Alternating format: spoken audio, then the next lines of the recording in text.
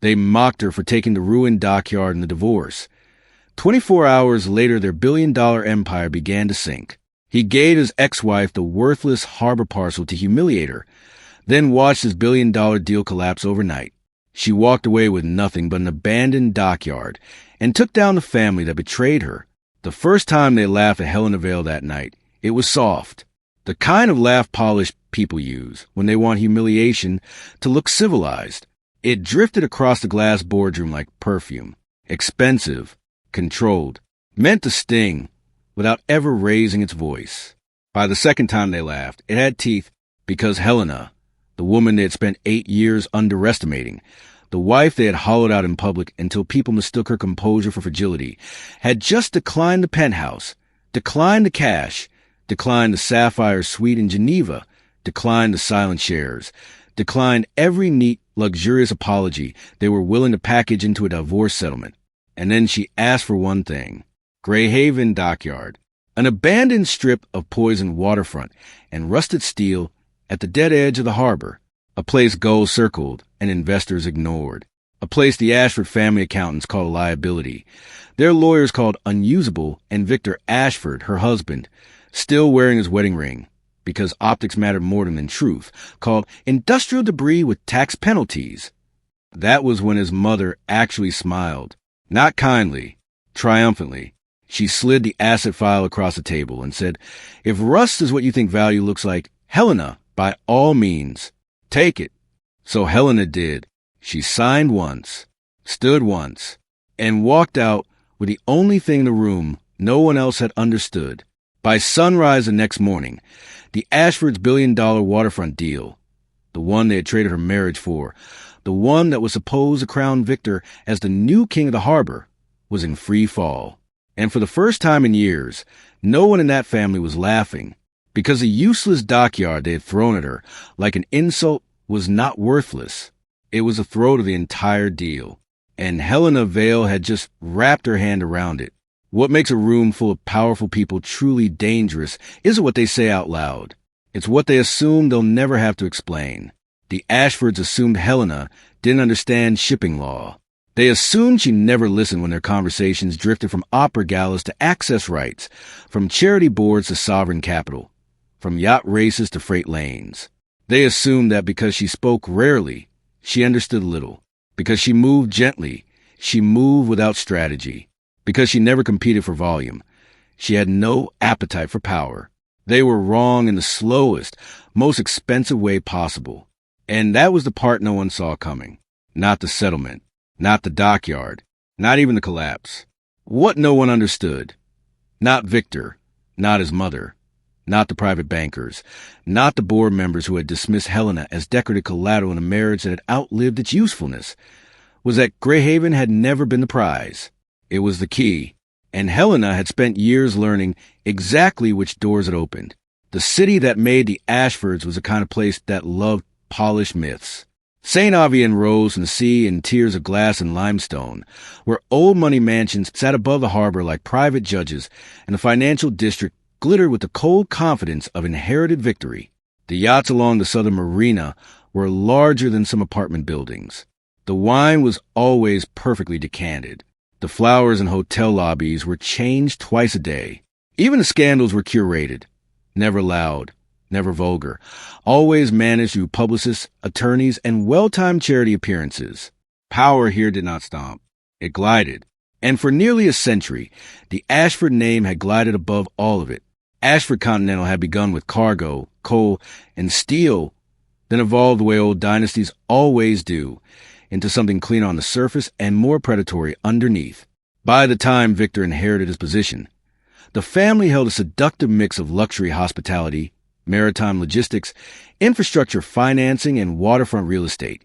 They own hotels with private marinas in 3 countries, terminals in 6, and enough political capital to make city councils speak in cautious tones.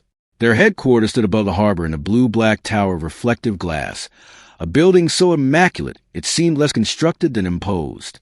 On the top floor sat the Ashford boardroom, all smoked oak. Sculptural lighting and floor-to-ceiling views of the same water their money had once crossed in cargo vessels and now controlled through contracts. Everything about the family communicated permanence. The father, Edward Ashford, had built that impression with disciplined cruelty before illness pushed him into ceremonial absence. He still appeared at annual dinners in dark tailored suits, his silence now a medical necessity rather than a strategic choice, but the aura remained. People lowered their voices around him. Deals recalibrated around his glance. His wife, Lucinda Ashford, was more dangerous. Edward had built the machinery. Lucinda mastered the theater. She carried herself with a sort of precision that made other women unconsciously touch their collars. Her pearls were old. Her smile was selective. She could reduce a guest to self-consciousness with a single correction of a name, a date, an etiquette detail no one else had noticed. She chaired philanthropic foundations the way generals occupy territory. She believed in standards, legacy, bloodline, and the tactical use of beauty. She had never once raised her voice in public, which meant every cruelty she delivered landed with the smoothness of habit. Then there was Victor. He was a modern version of old money. Cleaner lines, better media training, enough warmth to seem accessible, enough distance to remain superior. Tall, sharp-faced, controlled. His suits were always cut like a threat. Nothing showy, just exact. He could step onto a panel at Davos, a super yacht in Capri, or a memorial fundraiser in Manhattan, and somehow appear native to all three. He knew how to shake hands without yielding an inch. He knew how to say vision when he meant acquisition and partnership when he meant leverage. People called him brilliant because he spoke in completed sentences and never looked flustered. They called him inevitable because the city had already decided it would be simpler that way. And when Victor married Helena, almost everyone described it as a surprising but tasteful choice. Helena was not loud enough for St. Avienne's appetite. That was the first thing people noticed. She was beautiful, yes, but not in the aggressively polished way the city rewarded. Her beauty was quieter than that. Dark hair usually pinned low, eyes that never chase approval. A profile that photographers loved because it carried both intelligence and restraint. She dressed impeccably, but never to announce herself. Silk instead of sequins. Precision instead of spectacle. She had the unnerving quality of seeming completely composed whether she was stepping out of a black town car at a state dinner or standing alone near the window of a gala ballroom. No one could ever quite decide if she was shy, aloof, or simply above the room. And because elite society hates mysteries it cannot monetize, it settled for a simpler story. She had married up. That was the version St. Avienne preferred. That Victor, charming heir to one of the city's most powerful families, had chosen a graceful, intelligent, but essentially non-threatening woman from a respectable but unremarkable background. Her father was dead. Her mother had lived quietly. Helena had good taste, lovely manners, and just enough education in architecture and urban history to sound interesting at dinner without competing for authority. She could host. She could translate mood. She could make powerful men feel articulate and powerful women feel admired. In other words, she was useful. No one said it that directly. They didn't need to. At the beginning, Victor seemed enchanted by what he called her calm. He liked that she never clung to attention. He liked that she made rooms feel ordered. He liked that when he asked her opinion, she gave it in sharp, distilled observations rather than speeches. Helena had a way of listening that made people reveal more than they intended. In the first year of marriage, Victor found that flattering. He told her once, on the terrace of their lake house while the staff set lanterns along the stone path below, that everyone else in his world felt like they were always performing. She didn't. It almost sounded like love. Maybe, in his way, it had been. But power has a habit of changing the meaning of tenderness once it stops needing to earn it. As the years passed, Helena became less a wife in the Ashford universe and more a seamless extension of its presentation. She hosted donor dinners when Lucinda wanted warmer optics. She salvaged icy conversations with foreign guests by remembering their daughters' names, their preferred vintages, the exact city their charities operated in. She sat beside Victor at summits and fundraisers and private lunches, seeming to say very little while missing absolutely nothing. And because she never interrupted, men around her forgot to censor themselves. They talked about municipal boards as if they were chess squares. They spoke of neighborhoods as redevelopment opportunities, shorelines as throughput, labor as friction, public resistance as optics. They discussed land assembly over dessert, environmental mitigation over brandy, shipping transitions, port electrification, green corridors, deep water access, birth length, sovereign partnerships. Helena listened, always. If Lucinda noticed, she never showed it. In Lucinda's world, listening was not power. Bloodline was power. Aggression, properly manicured, was power. A woman who did not insist on herself became background, and background to the Ashfords was disposable. Their homes reflected that belief with almost religious consistency. The main Ashford residence sat on a ridge above the city, a mansion of pale stone and ironwork with a motor court large enough for charity galas and diplomatic arrivals.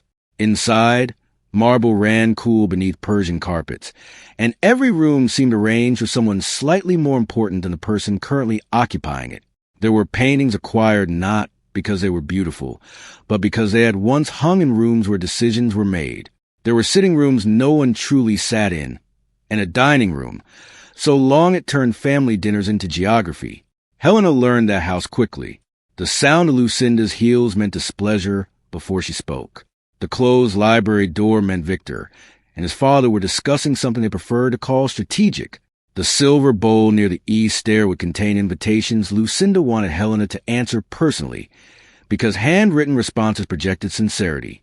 The winter garden was where visiting wives were taken when men wanted to speak freely. That was the shape of her world. Not dramatic enough to call abuse. Too precise to call love. 1,000 elegant exclusions, delivered so smoothly that objecting to them would have made Helena look uncivilized. Victor would forget to mention dinners until the day before. Lucinda would introduce Helena as Victor's wife to women whose portfolios Helena could have discussed in more detail than Lucinda ever could. Board members would ask her about art, not infrastructure, even after she corrected a zoning assumption one evening so quietly and accurately that two of them stopped speaking for a full 3 seconds. And yet, Helena was never weak in those rooms. That was the mistake. She was learning them, learning who interrupted when nervous, who drank too quickly before negotiation, which advisors mattered more than the men who carried their titles, which officials smiled too easily around debt, which assets the Ashfords loved for prestige, and which ones they protected with real ferocity. One of those was Greyhaven Dockyard. No one spoke of it with affection. Greyhaven was an old industrial scar at the northern edge of St. Avienne's harbor, a long-neglected waterfront parcel with cracked concrete, rusted cranes, contaminated soil, and warehouses too deteriorated for conventional redevelopment brochures. It had been acquired decades earlier in a quiet package of distressed assets, and then more or less abandoned after labor disputes, environmental costs, and shifting freight patterns made it inconvenient. Victor once called it an ugly leftover from a less photogenic era. Lucinda called it a headache no one has time for. Helena noticed something else. Every time major harbor planning came up, every time maps were unfolded, every time lawyers circled water access, every time the conversation turned to the city's long-rumored eastern shipping expansion, Greyhaven remained on the table longer than it should have for a dead asset. She said nothing. At the time, no one thought to ask what she remembered. If St. Avienne ran on money, it survived on hierarchy, and Helena occupied the most dangerous position within one. Close enough to witness power, distant enough to be mistaken for irrelevant. She learned early that there were two versions of every room she entered. The visible room was all elegance. Crystal stems, perfectly measured laughter, women in couture, discussing foundations and schools, men lowering their voices around numbers large enough to alter neighborhoods. Victor, the center of it, polished and magnetic, with one hand around a glass and the other resting just lightly enough at the back of Helena's waist to tell observers everything was still ideal. The real room existed underneath. In the real room, Helena was watched for signs of utility. Did she elevate Victor's image? Did she soothe his temper before high-stakes meetings? Did she know enough to host foreign investors without embarrassing anyone? Did she understand when not to ask questions? Could she be trusted to disappear into grace when larger interests required it? The answer, for years, had been yes. And that yes became the lens through which they misread her. Lucinda misread her most aggressively. There are women who dislike other women out of insecurity. And then there are women like Lucinda Ashford, who dislike any woman they cannot rank with certainty. Helena troubled her, not because Helena fought for dominance, because she didn't. She did not compete for applause, did not overexplain herself, did not collect allies noisily. She moved through rooms as if she did not require permission to exist there. Lucinda interpreted that as passivity, so she sharpened herself against it. The humiliations were never theatrical. They were too expensive for that. At a winter gala, Lucinda asked Helena in front of 12 guests whether she was sure she wanted to wear ivory, since that shade can flatten quieter women. At a private luncheon with a Belgian investment family, Lucinda smoothly corrected Helena's French, only to have the matriarch laugh and say Helena's phrasing had actually been more elegant. At Easter brunch, when conversation turned to the future of the harbor, Helena made one observation about shoreline resilience and legacy freight lanes. Victor's cousin, amused, asked when she had become a logistics expert. Victor didn't defend her. He only smiled faintly and said, "Helena likes old maps." They all laughed. She smiled too. That was what unnerved them later, because she smiled at many things she never forgave. Victor, for his part, never had to become cruel in obvious ways. Privilege trained subtler instincts into him. He had the gift of making Helena feel included, until the exact moment her inclusion might cost him convenience. He took her to summits, and then left her out of the meetings that mattered. He asked her opinion in the car, then presented the idea later as if it had arrived fully formed in his own head. He relied on her memory, her instincts, her social calibration, her ability to decode tensions he preferred not to name. But over time, respect curdled into entitlement.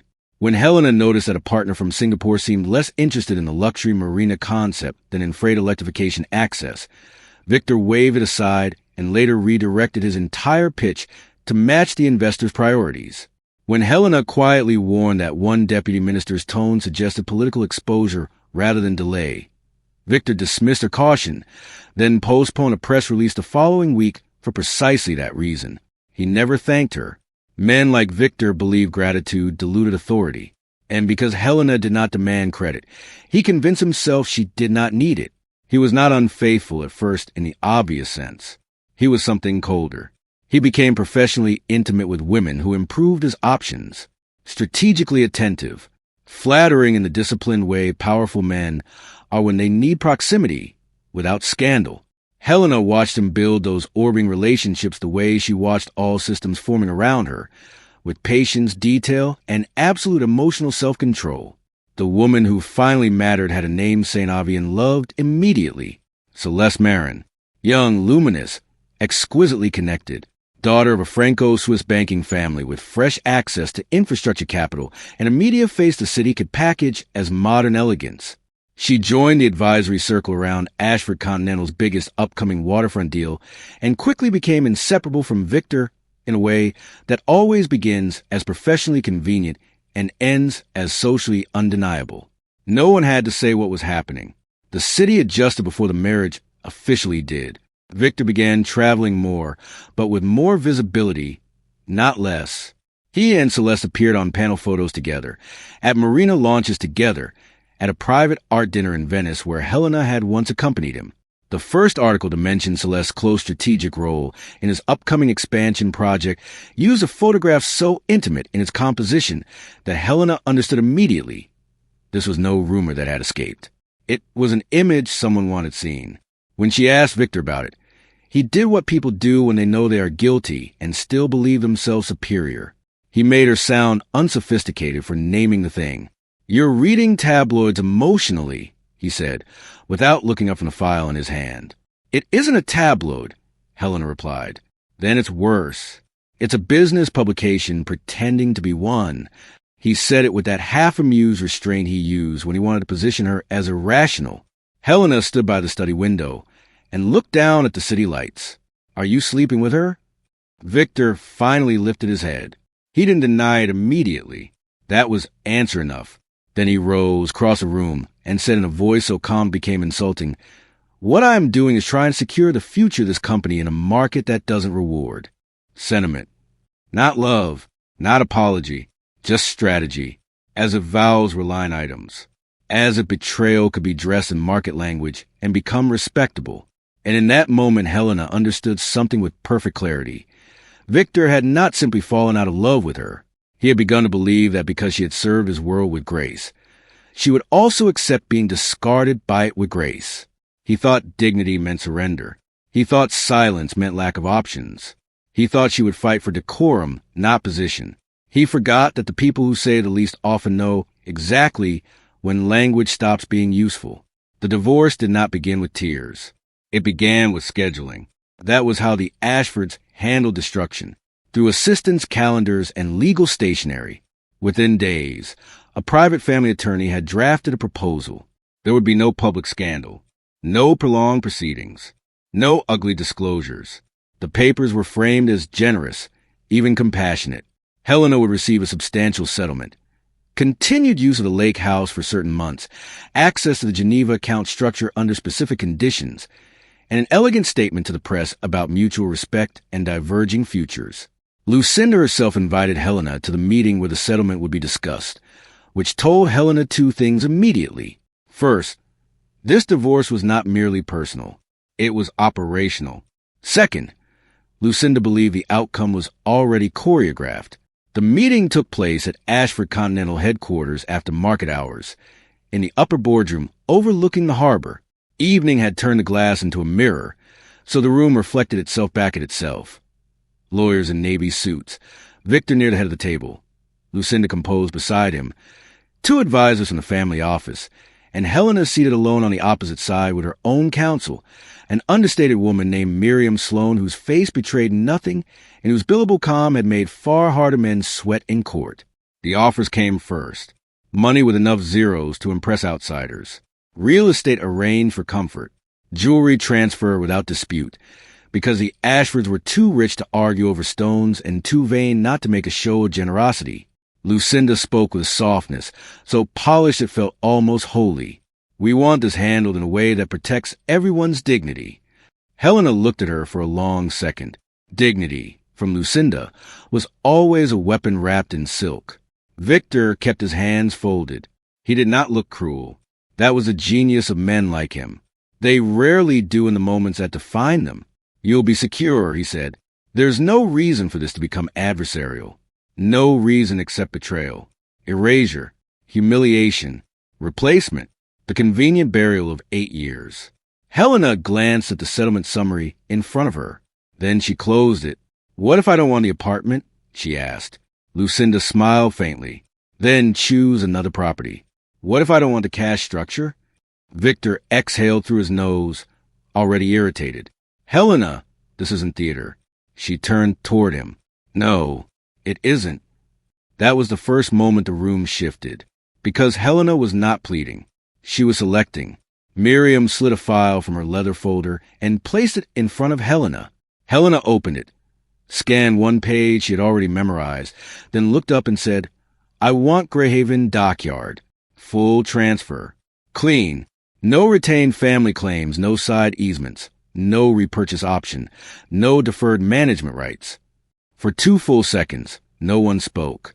Then Victor actually laughed. Not loudly, just once, in disbelief. Lucinda leaned back and exchanged a look with the family attorney, the kind of look people share when they think grief has finally made someone absurd.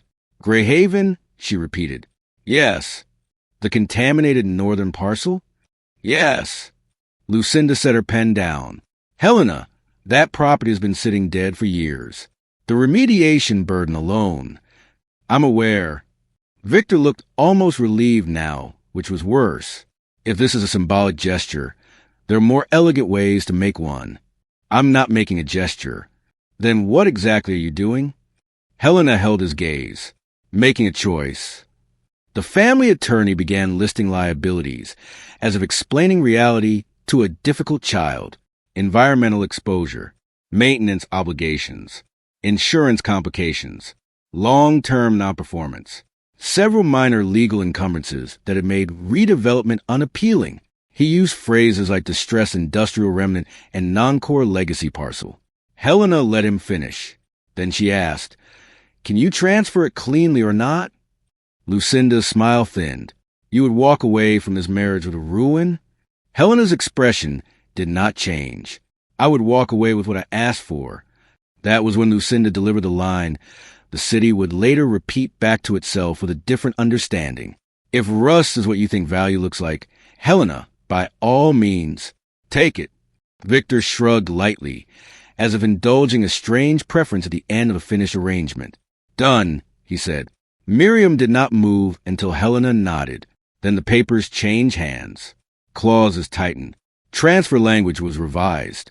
Helena signed without hesitation. Victor signed without attention. And with that, the Ashfords gave away the one asset in the room they had not bothered to understand.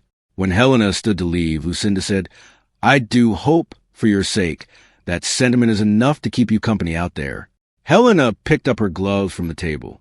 Then she looked at Lucinda, then at Victor, and said with perfect calm, the problem with people who inherit everything is that they stop learning how to recognize value. She left them with that, and they still thought they had won. By midnight, St. Avian already had its story. Victor Ashford's marriage was over. The separation was discreet. Helena Vale had taken an eccentric settlement involving a derelict dockyard no serious developer wanted.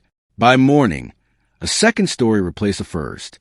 The Ashford Continental merger signing with Nordmere Blue and the Belrose Sovereign Infrastructure Fund, an integrated waterfront and shipping corridor valued at just over $1 billion in its first phase, had been delayed due to unresolved site control conditions. Delayed was the word publicists used when panic was still looking for a tie. Inside the tower, it was called something else, exposure, because the term sheet depended on uncontested control over a continuous stretch of harbor access from Pier 4 to the Northern Freight Basin that had been presented as nearly complete, routine, legally manageable, until Helena's newly filed ownership notice over Greyhaven Dockyard triggered a full review of adjacent access rights, channel dependency, utility routes, and grandfather maritime permits attached to the parcel. Someone in legal finally said the phrase no one in the Ashford world ever wanted to hear. We may have a continuity problem. Victor did not understand at first how serious that was. Not fully. He assumed it was a nuisance, a timing issue, the kind of complication his team would crush with money and pressure. He called 3 people before sunrise, 2 lawyers before breakfast, and by noon had already instructed someone to make Helena an offer. She refused to take the call. That afternoon, Helena drove to Greyhaven for the first time as its owner. The sky over the northern harbor was the color of brushed steel. The wind tasted faintly of salt, old oil, and rain. Through the lock gate, the dockyard stretched like a forgotten kingdom.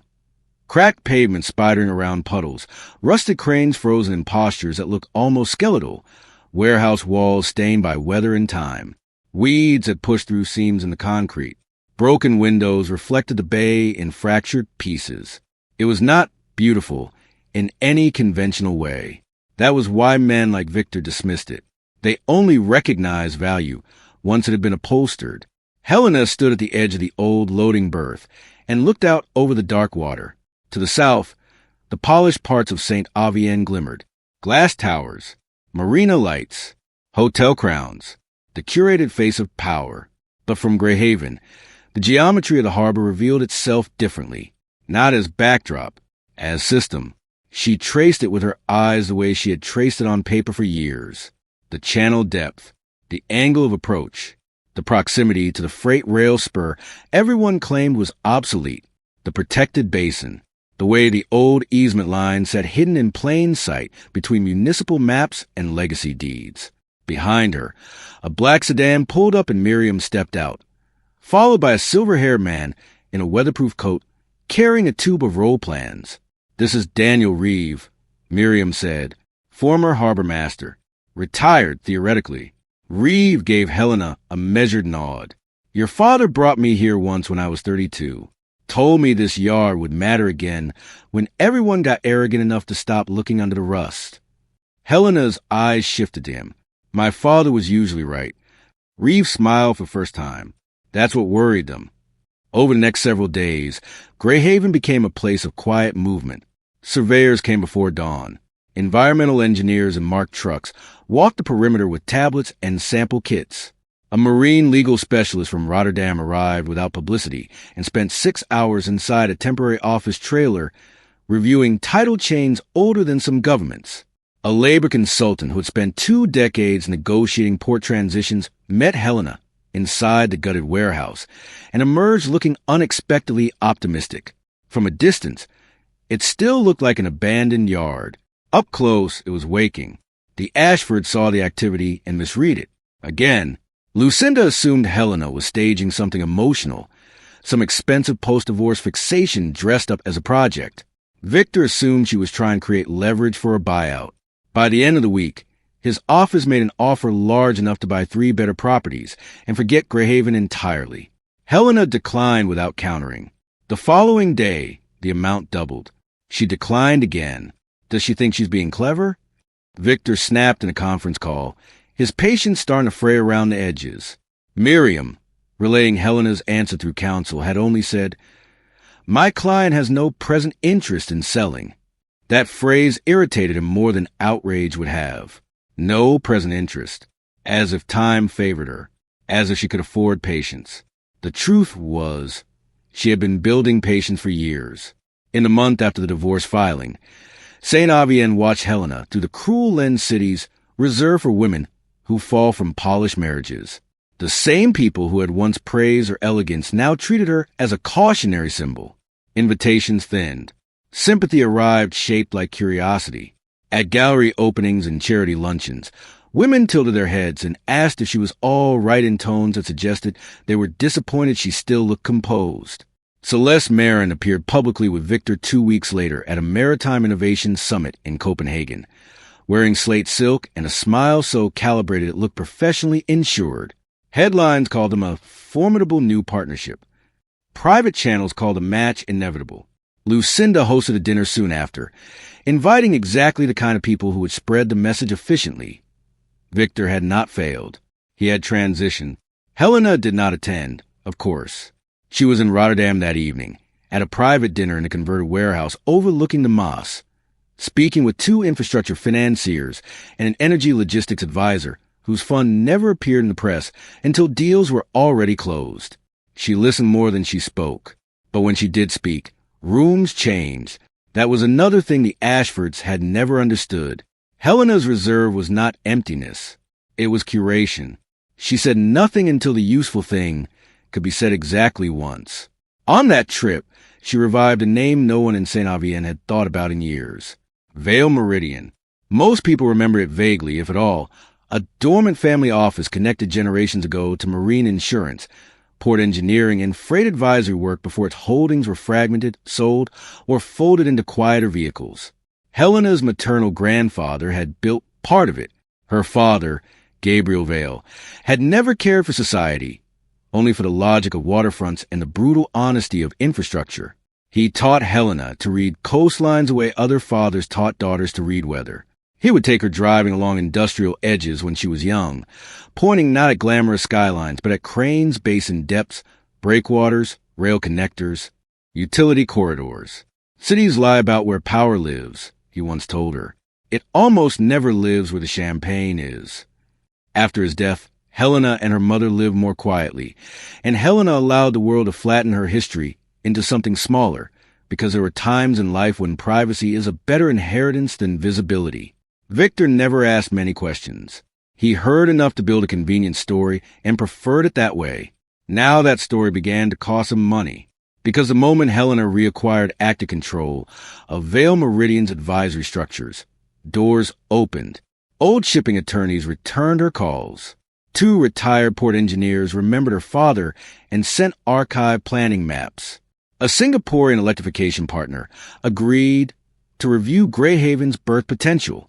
A discreet European insurer signaled willingness to underwrite a phase remediation and reactivation if Helena secured control over specific corridor rights. And the most important response came from a sovereign transport advisor who sent only a short message. If you hold Greyhaven cleanly, you hold the channel strategy. Victor's team did not yet know what that meant in full, but they were getting nervous.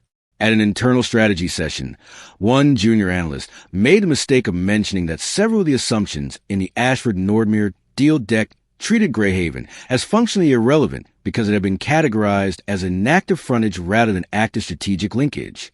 He pointed out that under revised Greenport regulations, the ability to secure contiguous berth and utility integration across the northern basin might be dependent on grandfathered site rights attached to Helena's parcel. The room went silent. Then Lucinda, who attended because crises interested her more than celebrations, asked the analyst to repeat himself. He did, but more carefully. Victor cut him off halfway through and demanded legal verification. Legal came back with language so dry it almost masked the disaster. Greyhaven Dockyard contained legacy rights associated with deep water berth extension, northern channel servicing, and a dormant but renewable freight rail access easement. More critically, certain modernization approvals tied to the billion-dollar project could not be cleanly executed without either acquiring Greyhaven or restructuring the entire corridor plan at enormous delay and reputational cost. Can we compel sale? Victor asked. No, said one lawyer. Can the city intervene? Not quickly. Can we isolate the project around it? A longer pause. Not without materially reducing scale, efficiency, and valuation. Lucinda's fingers tightened once around the stem of her water glass. How much did we present this as settled? No one answered immediately. That answer was too ugly for the room. Meanwhile, Helena moved without spectacle, which made her harder to track. She was seen at Greyhaven in long coats and flat shoes, walking perimeter with engineers while gulls screamed above the water. She was seen boarding a short-haul flight to Oslo, then Geneva, then back to St. Avienne, where she met privately with a city labor representative at a discreet club the Ashfords had once assumed she visited only for cultural dinners. She was photographed one morning leaving a breakfast meeting with a deputy minister for transport reform, not smiling, not hiding. That image circulated quickly. So did the speculation. Was she selling, developing, partnering, retaliating? No one knew. And because she refused to explain herself, everyone projected fear into the silence.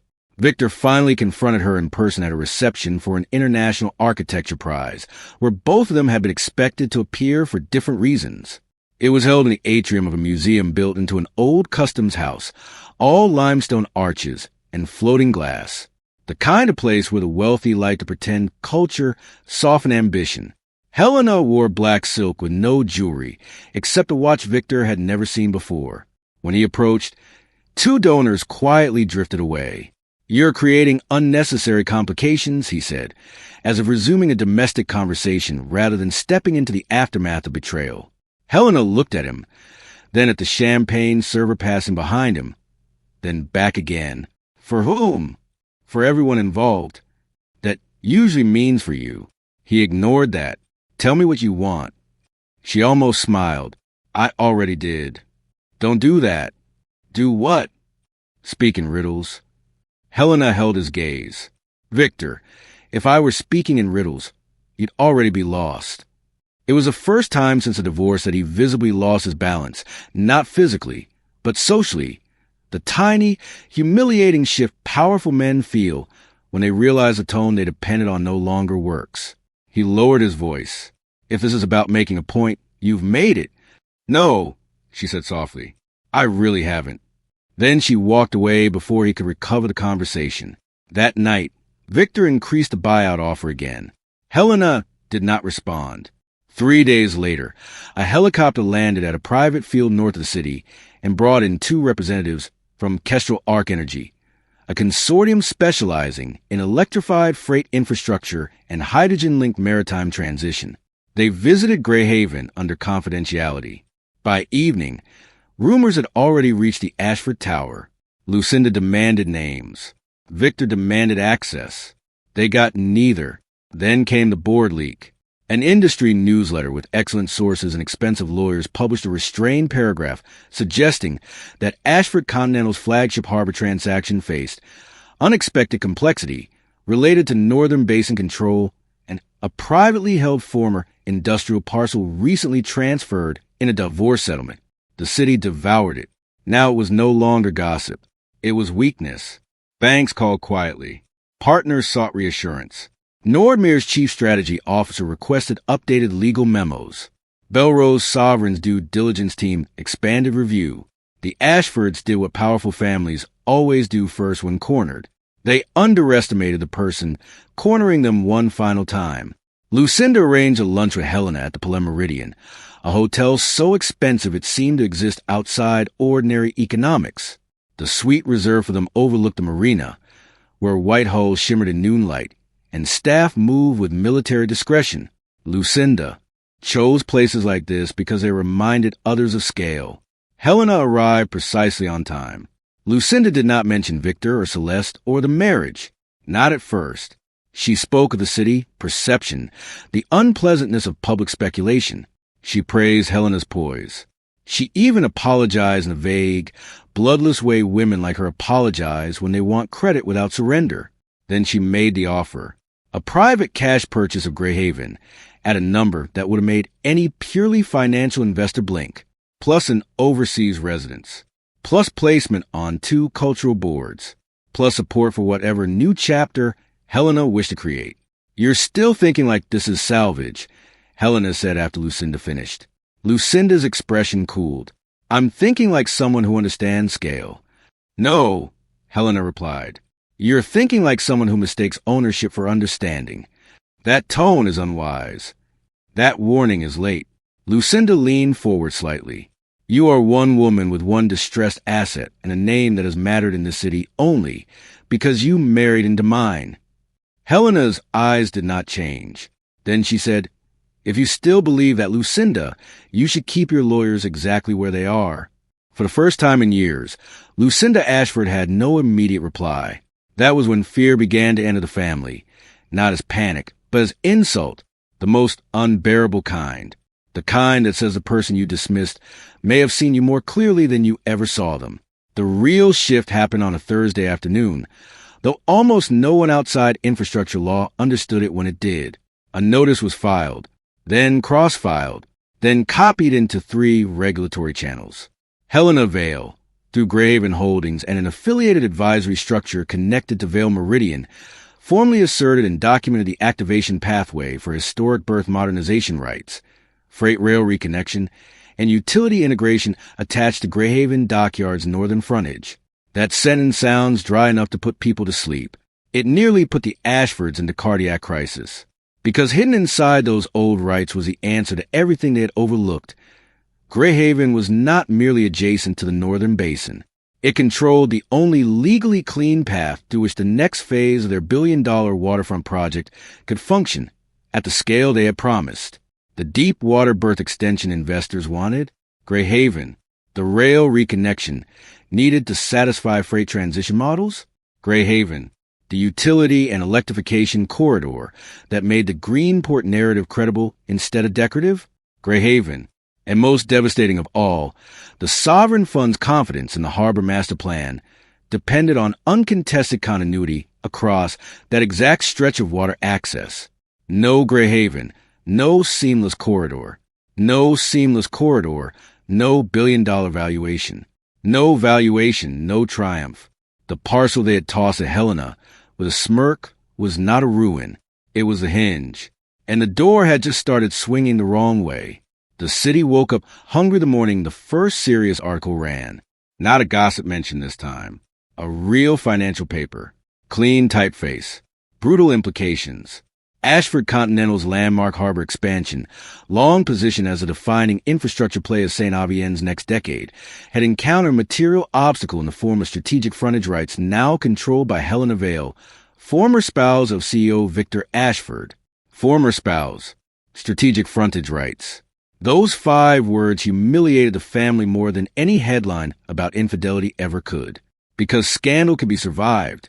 Incompetence, especially public incompetence, stains deeper. By midday, every serious person in the city understood the outline. The abandoned dockyard was not dead. It sat at the convergence of harbor access, modernization permits, freight continuity, and energy transition infrastructure. The Ashfords had either failed to understand that, or worse, understood it too late. Analysts became suddenly fascinated with Helena. Who exactly was she? How did she know? Why had no one seen this coming? That was when the second reveal surfaced, not through a press release, but through recognition.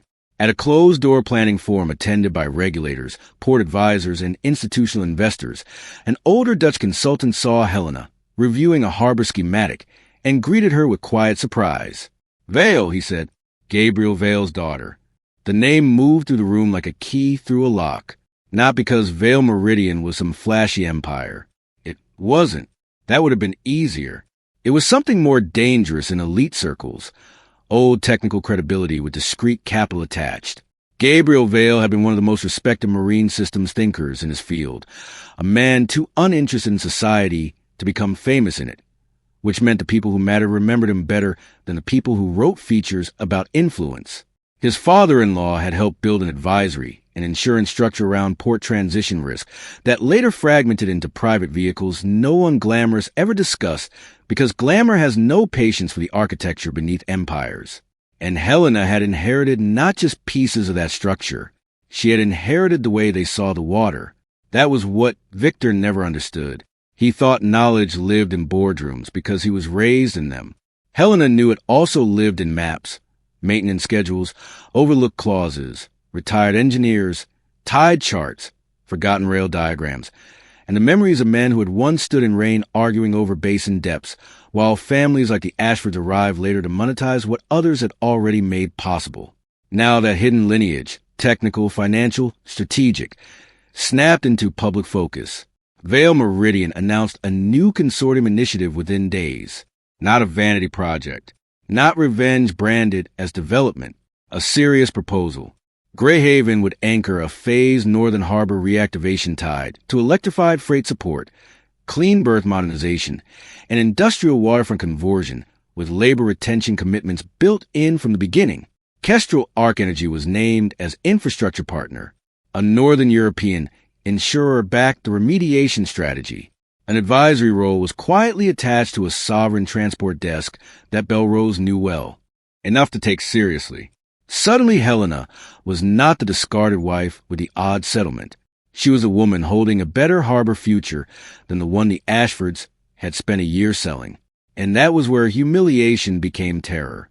Because investors do not remain loyal to dynasties out of sentiment. They remain loyal to returns. If Helena's structure could offer a cleaner, more credible path through Greyhaven than Ashford Continental could offer around it, then the billion-dollar deal was not merely delayed. It was vulnerable to migration. Victor still tried to stop the bleeding. He requested private arbitration. Rejected. He sent a personal note. Unanswered. He attempted political pressure through city contacts who had always taken Ashford calls first. This time the answers came politely delayed, carefully neutral, or not at all. No official wanted to be seen interfering with a parcel whose strategic importance had suddenly become embarrassingly clear. Especially not when Helena's proposal included jobs, modernization, and a public access waterfront segment that made her look like the adult in the room. Lucinda pivoted to social containment. She called editors, trustees, gala chairs. She tried to freeze the narrative before it hardened. Too late. The story was too perfect. A wife discarded for convenience. A worthless asset handed over with contempt. A billion-dollar empire kneeling because the woman they dismissed knew more than they did. Cities pretend to value fairness. In truth, they value elegant reversals.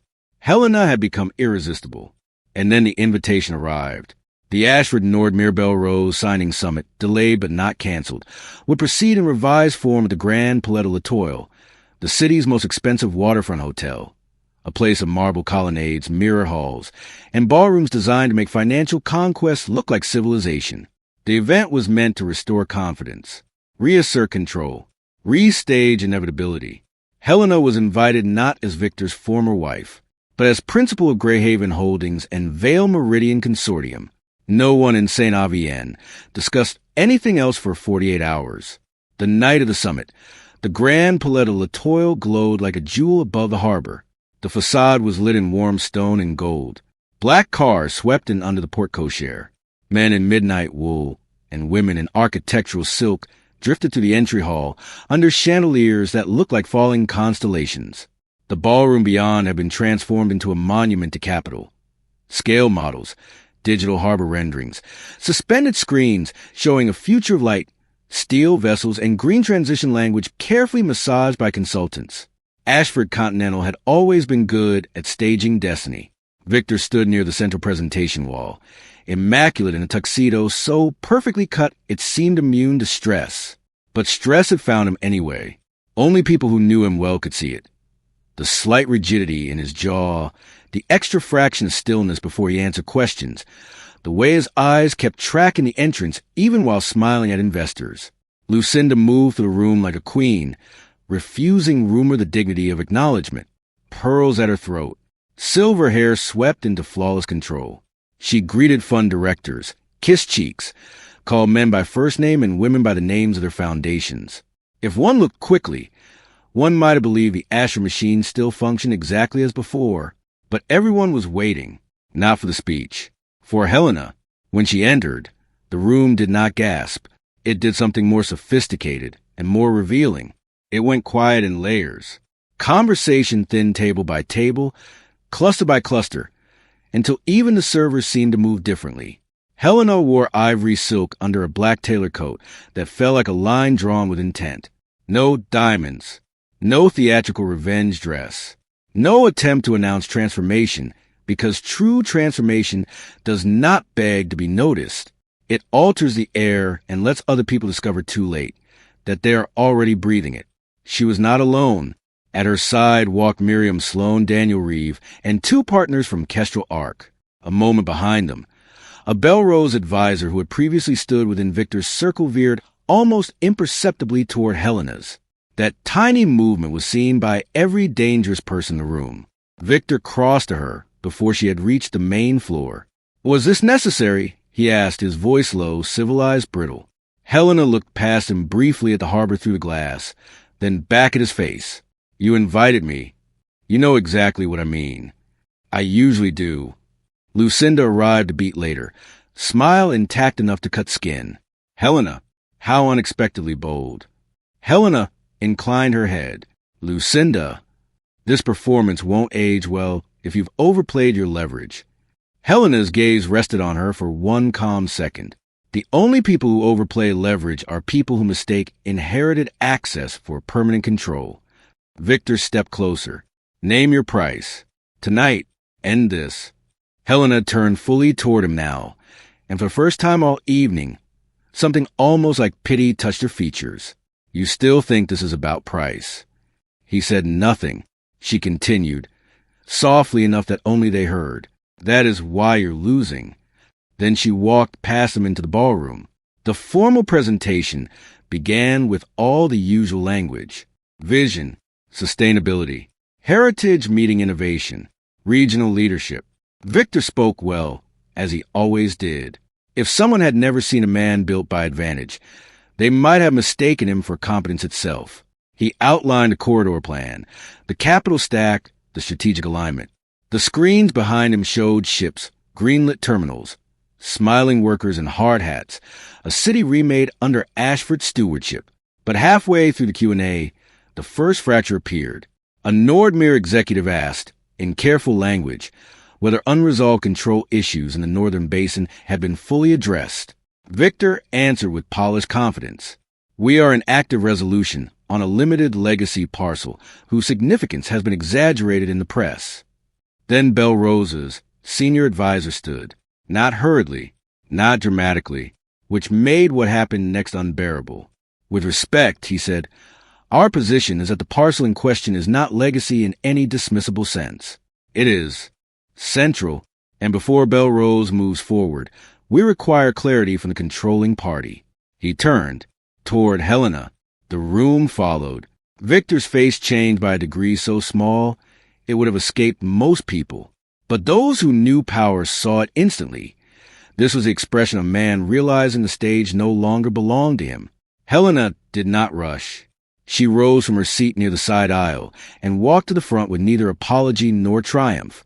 When she reached the speaking platform, she did not touch the microphone at first.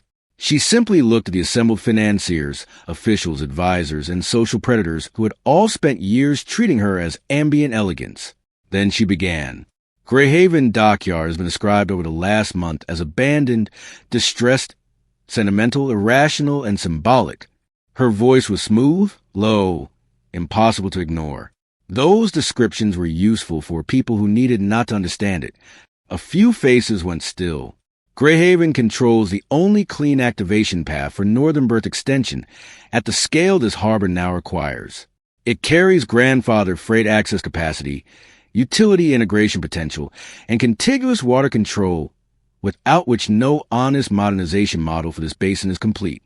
She turned slightly toward the projection screen, where one of her advisors had already cued a clean harbor map.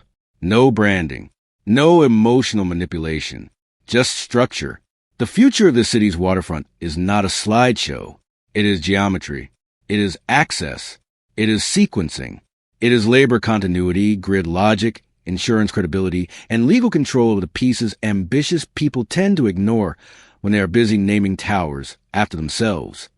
There was a softness to the way she said it that made it hit harder. Victor took one step forward.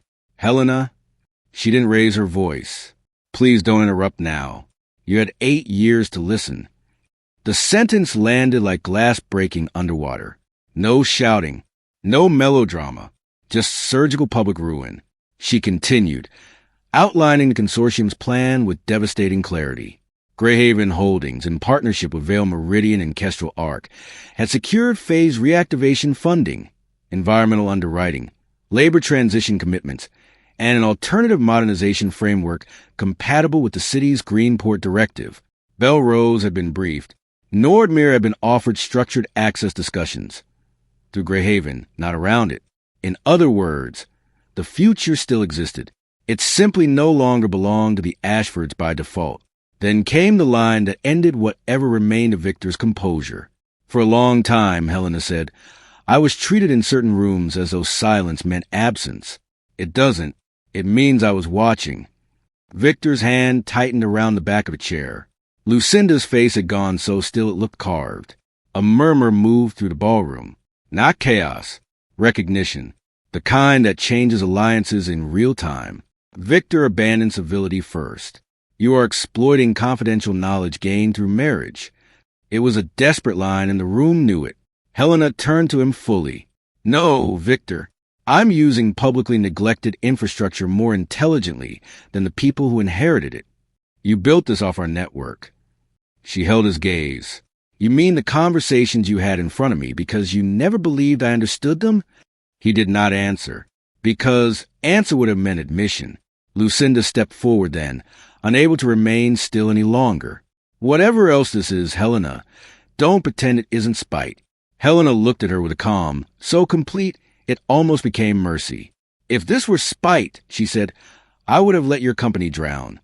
The room went colder, because that was the truth beneath all of it. Helena had not chosen destruction for its own sake. She had chosen control. There is nothing more humiliating to arrogant people than losing to someone more disciplined than their cruelty. Belrose's advisor then asked a question everyone understood mattered most. Would Greyhaven Holdings entertain a revised control structure that preserves project viability while transferring Northern Basin Authority? It was the kind of sentence that sounds technical and feels like a guillotine. Victor stared at Helena. Lucinda stared at Helena. The board members along the side wall stared at Helena. She answered without looking at either Ashford. Yes, she said, under terms reflecting actual strategic value, independent governance, labor protections, and immediate correction of prior misrepresentation regarding site control. There it was, the forced choice, not revenge in flames, revenge in documents, elegant, binding, public. The summit paused for closed-door negotiation, but by then the emotional truth had already escaped the room and entered the city. Phones lit up, advisors drifted into corners, news desks sharpened language. Investors recalculated loyalties. A billionaire's humiliation no longer belongs to him once witnesses have tasted it. In a private negotiation suite above the ballroom, the Ashfords faced Helena across another table. This one smaller, more honest. Victor had removed his jacket. Lucinda had not touched the coffee in front of her. Two board members sat pale with control panic. Belrose's counsel waited near the window. Miriam sat beside Helena, like a blade in human form. Victor spoke first, abandoning charm altogether. You planned this. Helena met his stare. I understood it. You let me sign that transfer. You were offered every opportunity to read what you were giving away. Lucinda's voice cut in. You manipulated a family matter into a corporate ambush. Helena turned toward her. You turned a marriage into a disposal process and expected me to leave ignorant.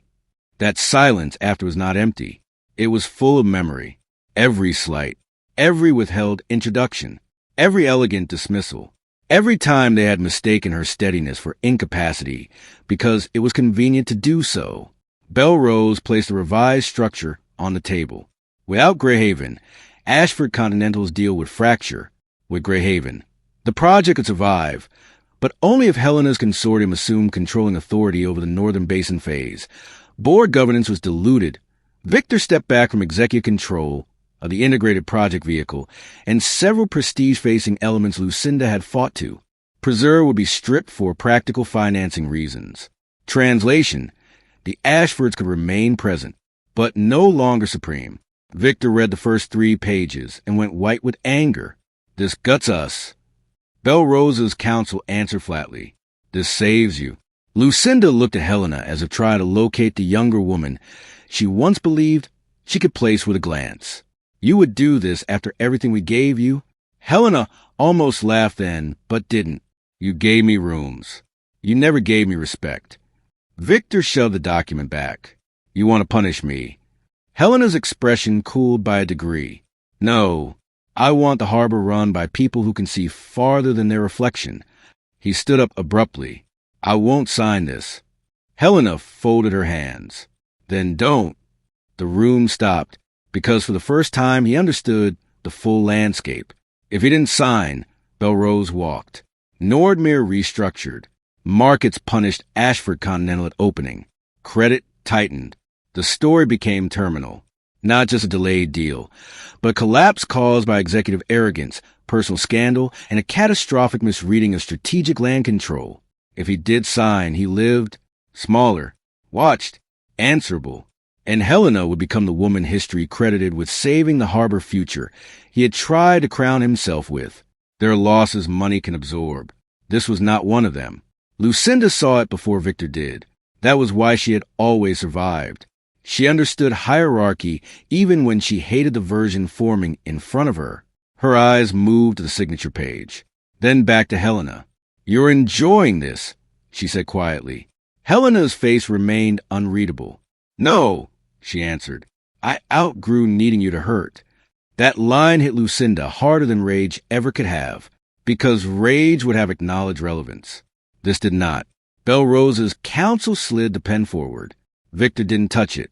So Helena leaned back slightly and said the sentence that closed the circle they had opened the night of the divorce.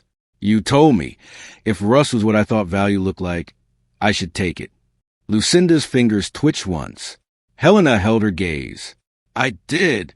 Then, after a beat that seemed to pull the air out of the room, she added, the difference between us is that I know how to recognize what survives underneath decay. Victor signed first, because pride always breaks messiest when it finally understands arithmetic. His signature was harder than usual, the ink pressing deep into the page. Lucinda signed second, not because she accepted defeat, but because she recognized extinction when it entered a room wearing legal language.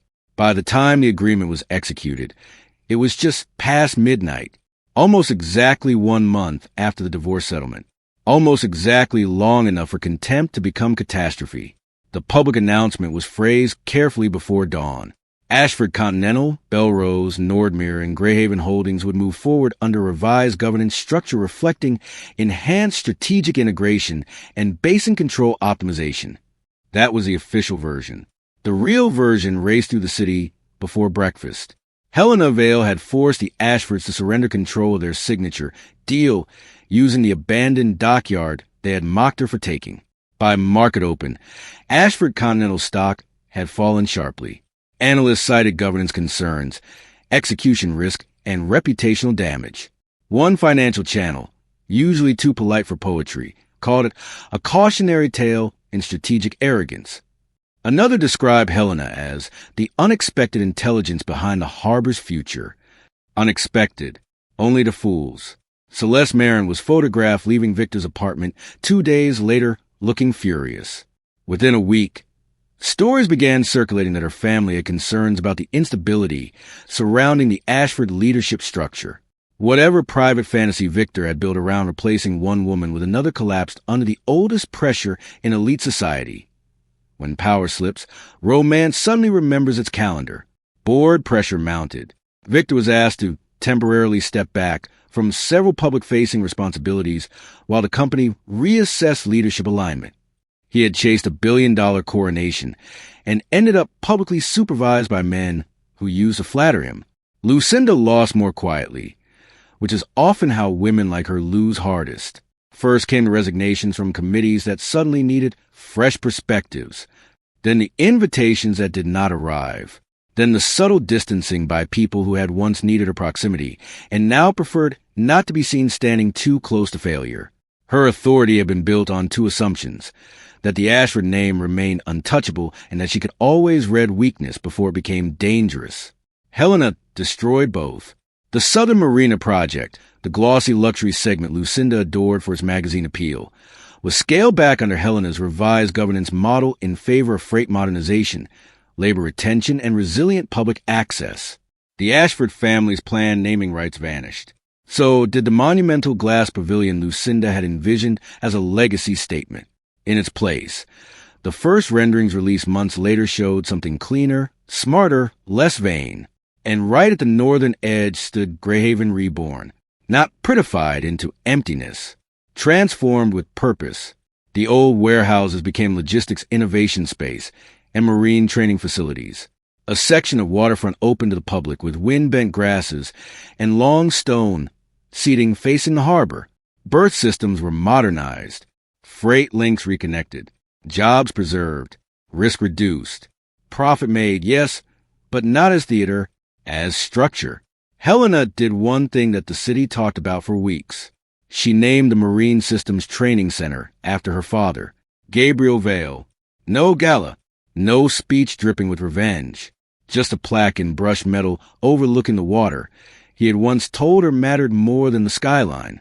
As for Victor, he tried twice to reach Helena in the months that followed, once through lawyers, once directly, in a handwritten note left with her office. Neither received a reply. There are people who deserve closure, and people who merely want relief from consequence. Helena knew the difference. The old Ashford mansion was eventually leveraged harder than the family liked anyone to know. One of the yachts was sold. A penthouse quietly changed ownership through a trust. None of it made them poor. That would have been too simple. It made them visible in the one way rich people fear most, diminished. And Helena? She became something St. Avienne had not known how to prepare for.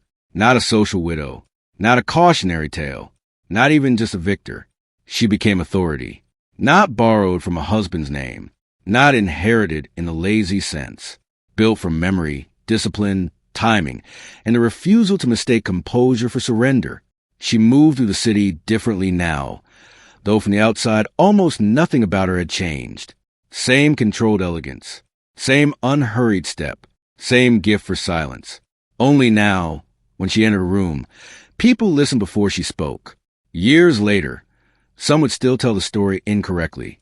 They would say Helena got lucky, that the Dockyard happened to matter, that the Ashfords made one legal oversight and she capitalized on it.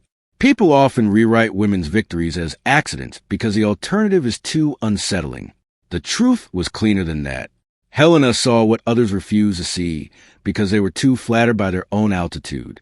She understood that value does not always arrive polished, that power does not always announce itself, that the people most easily dismissed in glittering rooms are often the only ones paying full attention. Victor learned that too late. Lucinda learned it too late. And St. Avienne, a city built on image, was forced to watch a woman it had once categorized as ornamental redraw the future of its harbor using nothing but patience, intelligence, and a piece of rusted waterfront everyone else had called worthless. In the end, Helena never needed to scream. She never needed to beg. She never even needed to destroy them completely. She simply took the one thing they didn't know how to value, turned it into the center of the map, and made them sign their own surrender in a room full of witnesses. Because sometimes the coldest revenge is not ruin. It's competence. It's survival with style. It's letting the people who laughed at you live long enough to understand exactly what they gave away. And maybe that's the sharpest truth in all of this. The world is full of men who think a quiet woman is an empty room until the doors close, until the papers move, until the empire they build on arrogance discovers that she was never furniture. She was an architect. If that story hit you hard, tell me this in the comments. What do you think hurts more, losing the money or realizing too late that the person you dismissed was the smartest one in the